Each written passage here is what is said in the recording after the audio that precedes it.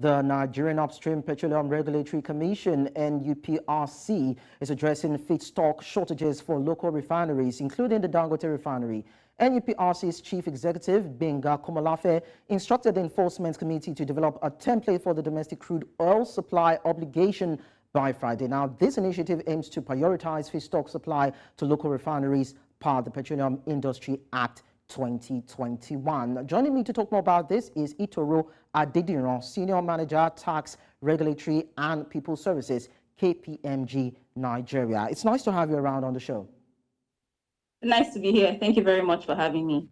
So to start with, for the benefit of those who may not understand, what is feedstock in terms of oil refining, and what are the major reasons for its inadequate supply? Okay, so first of all, and thank you very much for asking that question, because it sets like the precedence for the conversation that we're going to have this morning. And so what's a feedstock? Feedstock is basically raw materials. What's the raw material that we need for oil refining is crude oil. Crude oil is the major item that we need for refining finished products, such as the aviation fuel that you're familiar with, the diesel that you see, the PMS that you hear about. Crude oil is that feedstock that you need. So that's what we're speaking about when we speak to oil refining. We're speaking to the need for crude oil. And in terms of its shortages, there's so many issues. First of all, we are not producing as much as we should be due to significant issues that we had in the Niger Delta, which is being addressed at the moment. So there are a couple of reasons why we don't have enough. We're also not meeting our production quota as it stands. And so there is a clamor for us to be able to meet that need, to be able to meet the needs of the domestic markets as well. So having said that, can you now provide insights into the economic implications of this shortage in crude on the refining industry and Nigeria's economy? Okay, so the economic impact is we would basically be spending more to import crude than we are actually selling, and we are earning in terms of revenue. And what this does is that it puts pressure on our foreign exchange. If we're spending so much more to import in USD than we're spending to actually earn, or we're earning basically, there is a mismatch. And so, of course, it puts pressure on our foreign exchange and also takes money that we could use to do other things to fund these payments. So that's what we see as the economic impact when we say, oh, there is a feedstock shortage. The refineries do not have enough to produce. If they don't have enough to produce, then we don't have enough to sell, which means that we still have to spend more money to import crude, to import refined products rather. And when we do that, we put pressure on our foreign exchange. If we're able to refine locally, we'll be able to save ourselves that pressure. So then this actually draws me to this question. Earlier on, you talked about unrest in oil producing states, vandalism, oil theft, and all that. But then we have a Petroleum Industry Act 2021 that provides for the creation of the domestic crude oil supply obligation, which aims to address the feedstock shortages for local refineries. So can that efficiently help address supply concerns when we still have some other endemic issues that has to do with volatility or violence, rather, let me put it that way, in the producing regions? Okay. I'll take it first. Yes, it should. And again, let me just briefly explain what that domestic crude oil supply obligation is. What it essentially means is that we prioritize the local refineries. So instead of saying we're exporting all that we produce, we give preference to the local refineries. And what we do is that we give them feedstock before we export the rest, which means that they are able to refine based on what we have provided to them. Now, do we have enough? That's a second conversation. We are seeing a boost in terms of, and we're seeing more investment in that space. But also, it's still not enough for Nigeria to meet its quota production, because as of now, we are doing less than we are supposed to be doing in terms of production quota. So we still don't have sufficient enough to be able to go round per se. But can it address? Yes, it is supposed to address. If followed strictly, it should address that concern, and we should still see local refineries have feedstock that they need to produce refined products. So it should address it. But in terms of the actual stock being available, we are seeing improvements in the Niger Delta. We're also seeing slightly improved production than before, which means that we are seeing security concerns come to play, and we're seeing it being addressed, and we're seeing resulting increase. But is that enough to address all our concerns? We may need to watch to see how that plays out. But if this domestic supply, crude oil supply obligation is met in full, it should be able to help Nigeria meet all its needs. Well, just as you have said, all right, just as you have said that the DSCO requires all producers prioritize and supply to certain amount of crude oil to Nigerian refineries before exporting it.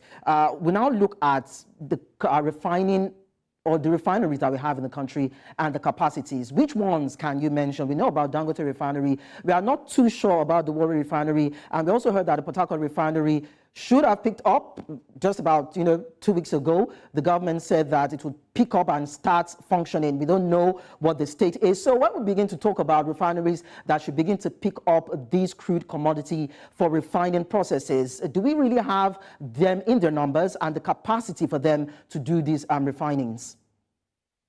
Okay, I'll smile because we just have the Dangote that is up and running now, like you said. And that's one thing that comes to play. We need to put more investment into the refining space. We can be able to meet up these needs if we activate the refinery. We need all hands on deck. Like you mentioned, we have the Dangote refinery. The Port Harcourt refinery was supposed to have picked up in April. We would wait and see how that plays. But in terms of functional refineries at the moment, we are still struggling on that end, which is why it's very important for us to incentivize people that are in that space and see how it plays, because they are the ones that would help all hands on deck to be able to make us meet the needs that we have domestically instead of importing. We still have a struggle in terms of refineries. Like again, I mentioned, it's just Dangote now who is doing about 750,000 per day, liquefaction per day, sorry. So basically, if we stay with that, we can see that we still have a lot of work to do in that space. We need to attract the relevant investments into that sector to be able to get more refineries on board, to be able to enable us achieve the results that we seek to achieve. Okay, so earlier on, you talked about how the issue around this refining, the dwindling refining capacity affecting Nigeria's revenue and overall its economy. Let's now tie it to commodity price, and I'd like you to be very categorical about this. If we have enough crude to refine and we have enough refineries to do their processes, do you think it would have any impact whatsoever on the price of these commodities? Because a lot of people have come out to say that, oh, the price will reduce. The NNPCL last week said, oh, there's going to be a reduction in pump price. We saw a speculation of about 10 naira, and some people felt that that 10 naira margin is inconsequential. So I'd like you to be very categorical when it comes to optimizing the amount of crude oil that we have and the infrastructure to deal with the process of refining. Are we going to have a reduction in prices? Okay, so this is how I'm going to make it very clear. For example, if you have something that is being produced domestically and you have something that you have to spend money to buy, which would be appeasing to you at this point, is what it is. If I'm refining locally, I expect the price to drop because there are some costs associated with importing that I'm not going to spend if I'm able to get that money internally. And so basically, if I'm doing refining locally, I'm able to save costs such as transportation costs. And that's actually may translate to something significant when you get to the final cost of the PMS when it gets to pump price.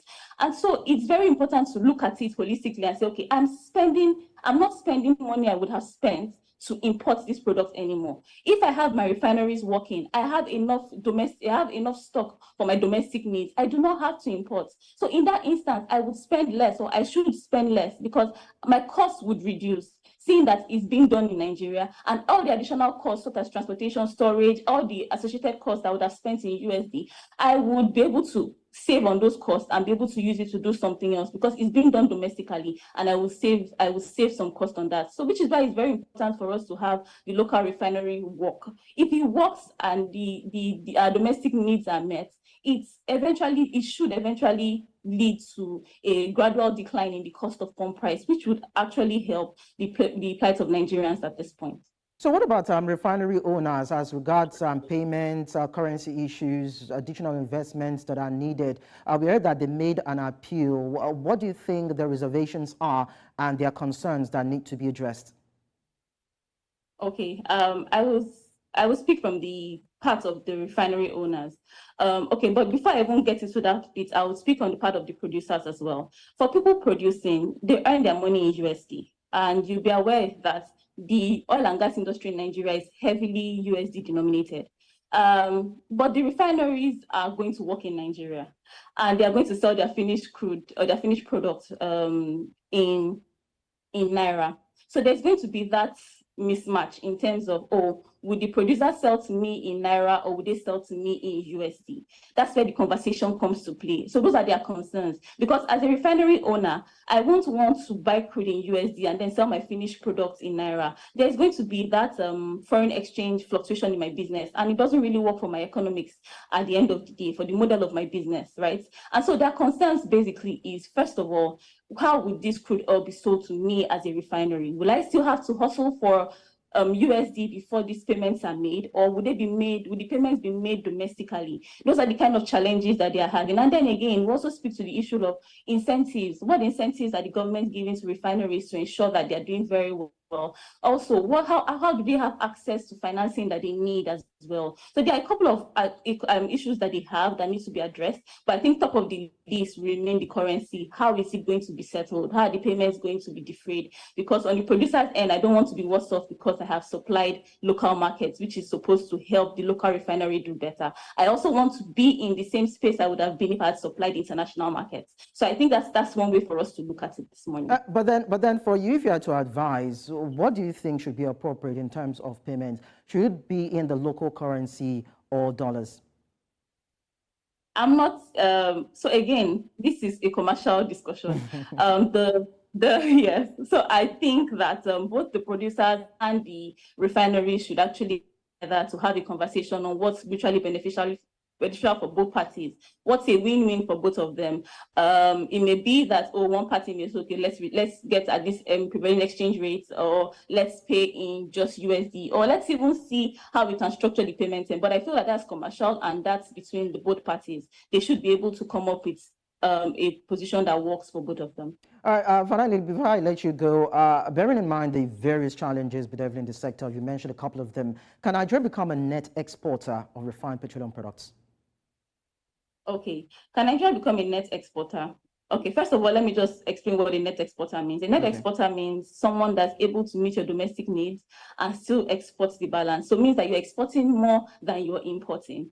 With the situation on ground in terms of how the refineries are, we don't have all of them working yet. As at this point, it may be tough to say we can become a net exporter, but it is not impossible, because again, if we throw in the right investments, throw in the right incentives, throw in all the support that the refineries need to be up and running, we can get to the point where we become net exporters. Can we get there right now? Yes, we can, but we need to throw in that investment. Without investment, we will still struggle, and we would even barely be producing enough for us to use as a country. But if we continue to spend more time investing and training all the support that the refineries need, supplying them crude stock, crude oil, supplying them in training incentives that makes them want to do better, providing them the relevant financial support and every other thing that you need to basically pick up and run properly, then we can get to that point. But again, we cannot just get there by sitting down and wishing. We have to ensure that we put in all the investments, put in the hard work, and throw in everything that we need to train to support the refineries. Okay, so before I let you go, one more question. Now, recent data have actually revealed that marginal uptake in functional oil drilling rigs reached 16 in February, signaling some sort of continued advancement in Nigeria's oil output installations. So do you think that would have an impact on what we've talked about all the while, that is the shortage in the feedstock? It should have an impact. we are seeing, and again, it's so good to hear the numbers and so good to hear all the activities that are happening in that space, in this space. It's very, very good to hear them. But I think for me, critical is we're seeing all these activities, we're seeing an uptick in numbers. Is it essentially translating into increased production? Because as at now, we're still struggling to meet our quota. And that means that we're still underproducing.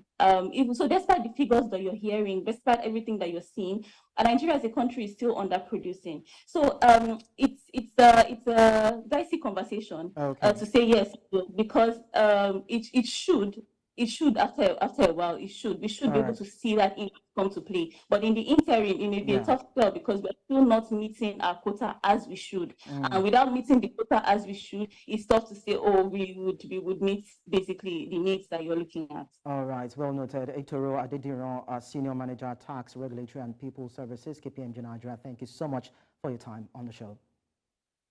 Thank you for having me.